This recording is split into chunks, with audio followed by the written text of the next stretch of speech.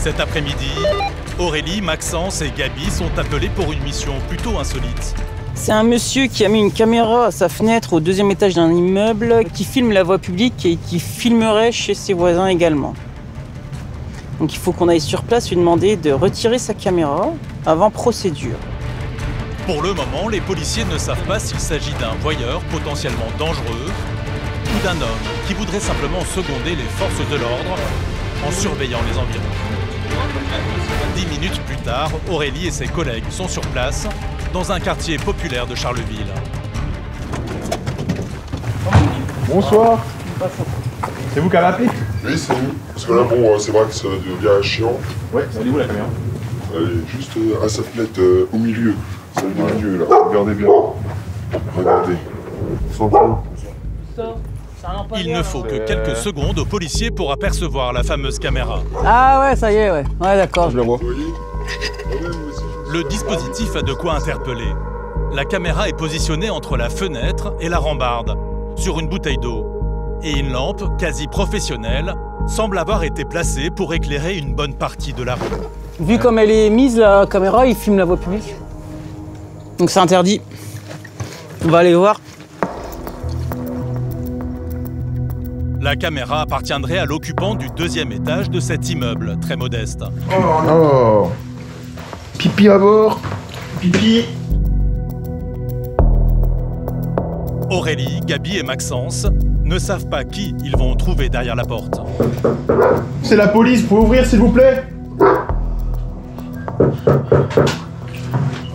Bonjour monsieur. Bonjour. Bonjour. Vous pouvez venir avec nous s'il vous plaît? Bah venez sur le palier s'il vous plaît, pour parler. Bah non, dites-moi ce qui se passe ici. Bah oui, bah je vais vous dire ici. Non, je préfère ici. L'homme a une trentaine d'années et semble très méfiant. On va vous parler par rapport à la caméra, venez ici s'il vous plaît. Ah, elle est pas branchée. Mais ça, on s'en fiche. Venez ici s'il vous plaît. Elle est pas branchée, elle est pas branchée. Mais ça je m'en fiche. Sortez de l'appartement, il est à côté de nous. Ça sert à rien, de faire ça. C'est une petite identité s'il vous plaît. Non, mais ça, c'est... Vous voyagez, pas de soucis, ça marche. Oui, bah, depuis le bailli, elle est lâchée. L'homme vient de claquer la porte au nez des policiers. Il est stone. Il est stone. Bizarre. Visiblement, il ne semble pas impressionné par la venue des forces de l'ordre. Voilà monsieur. Merci bien. Ça, je peux pas- Hier, on m'a demandé de la débrancher, je l'ai débranchée. Non mais c'est pas la débrancher qu'il faut, c'est l'enlever. Il faut la retirer de la fenêtre, monsieur. Et mes voitures, j'en fais comment moi? Voilà donc la raison de cette installation de vidéosurveillance. Dans ce quartier, où les vols et les dégradations se multiplient, cet homme veut être certain de pouvoir identifier le coupable. C'est que mes voitures que je filme. Mais c'est pas possible. Oui, mais c'est pas possible. C'est la voie publique. Devant vos voitures, il y a peut-être des gens qui passent qui ont pas Il y a filmer. personne qui passe. L'homme a réponse à tout, Ça va m'énerver. une attitude insolente qui commence à agacer un peu Aurélie. Donc, de deux choses l'une, soit vous l'enlevez la caméra, ou soit on vous fait une procédure. Et vos voitures, elles vont partir en foyer parce qu'elles sont pas assurées, donc il y aura plus rien à filmer. Vous enlevez immédiatement la caméra, c'est interdit de filmer. sur la voie publique, c'est tout. Comme dit mon collègue, c'est vous qui dites que mes voitures sont pas assurées, attention. Eh ben, en tout cas, il n'y a pas le talon d'assurance. Donc, en attendant, il n'y a plus besoin maintenant, avec l'appel d'immigration, vous l'avez. Ouais, vous tapez sur vos trucs et vous l'avez. Non, C'est mais obligatoire, ça, le talon d'assurance. Non, c'est pas obligatoire, c'est pas non, vous allez avoir une attestation, vous allez recevoir une verbalisation. Je vous la montre. C'est pas là pour ça, je m'en moque. La caméra, vous l'enlevez ou vous avez une procédure, basta. D'accord. C'est clair ou pas? Est-ce que c'est clair dans votre petite tête? C'est clair, Voilà, parfait. Filmer la voie publique est passible de 3 ans d'emprisonnement et de 45 000 € d'amende. À bientôt. Les policiers veulent éviter des poursuites à ce jeune homme et préfèrent attendre patiemment qu'il enlève sa caméra.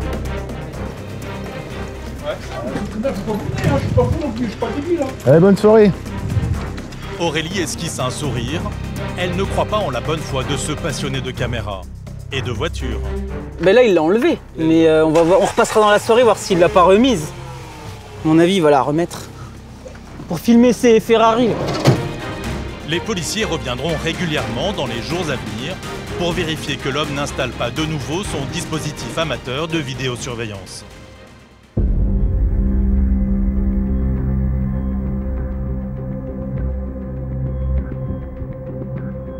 À Charleville, le réseau de bus quadrille le territoire. Du centre historique au quartier périphérique. Mais les bus sont parfois le théâtre d'altercations, de bagarres. Alors les policiers sont particulièrement vigilants aux missions dans ce mode de transport. Ce soir, Valentin et ses collègues délaissent leur voiture de fonction pour être au plus proche des habitants. Bonsoir. Bonsoir. Cette ligne est réputée difficile, alors la présence des policiers rassure les usagers. On utilise des transports en commun, ça permet de les sécuriser et de se déplacer un petit peu autrement. On est un peu plus près de la population comme ça. Ça, vous le faites souvent? On le fait de temps en temps, oui, surtout en début de service. On sécurise aussi le conducteur. On a vu ces derniers temps qu'il y avait des petits problèmes sur certaines lignes de bus, notamment celles qui vont en direction des quartiers. Donc ça permet, eux, d'être rassurés parce qu'on est présent dans le bus, en fait. Et puis ça permet aussi à la population d'être un peu plus rassurée. Hop, peut rendre la voiture, tout, fini. Parmi les points d'arrêt sensibles, la gare TGV de Charleville. Et justement, les policiers municipaux arrivent alors que leurs confrères de la nationale sont en pleine interpellation. Valentin et ses collègues viennent en renfort. Ah, c'est national. Oui, n'importe quoi, il faut une Malawi.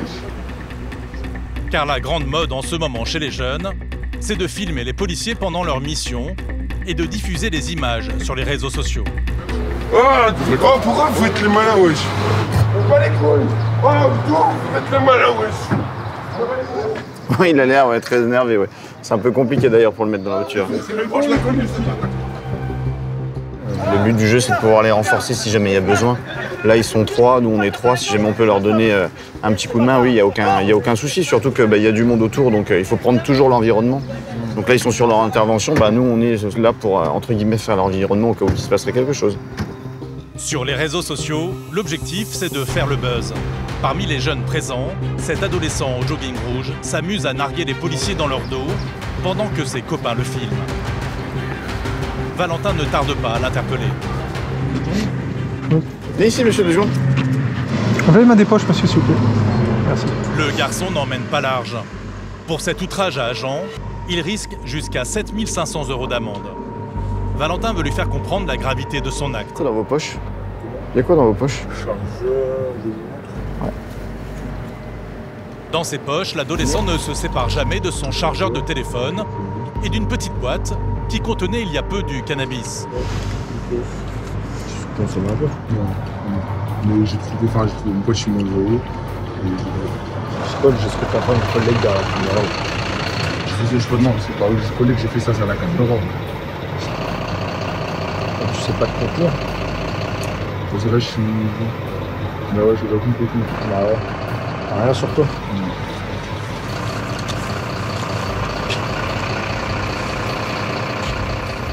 Pour cette fois-ci, Valentin ne sanctionnera pas l'adolescent. Mais le policier est connu pour son excellente mémoire. Au prochain outrage, il ne le laissera pas s'en aller à si bon compte.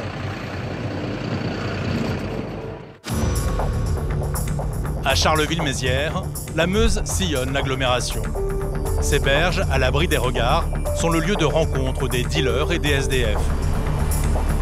Et parfois, ils s'y retrouvent pour des affrontements ou des règlements de compte. Ce matin, les policiers sont appelés en urgence.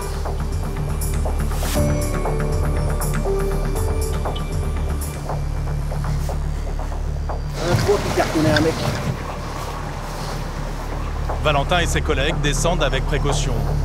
Ils pourraient rapidement tomber dans un guet-apens face à des individus armés. À une trentaine de mètres, bien cachés sous le pont, 5 marginaux d'une trentaine d'années. Bonjour. Bonjour, qu'est-ce qui se passe? On nous a appelés pour une bagarre. Bien connus des services de police, ces hommes préfèrent nier en bloc la bagarre. Attention, vaut mieux. Non, mais on tombera pas, on est pareil, vous inquiétez pas.